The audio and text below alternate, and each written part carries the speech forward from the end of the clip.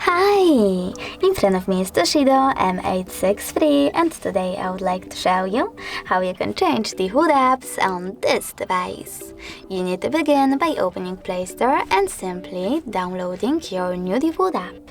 In my case it will be Opera mini browser.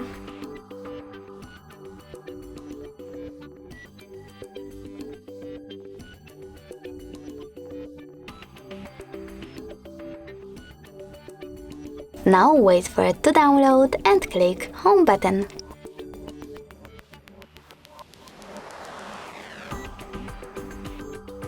Following that, you need to access Devices settings.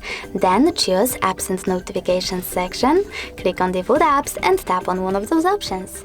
I want to change my browser app, so I'll have to go with Browser over here, set up my Opera by clicking on it and simply go back. As you can see, after that, my default app has changed. Thanks so much for watching. If you enjoyed this video, leave a like, comment and definitely subscribe. Bye!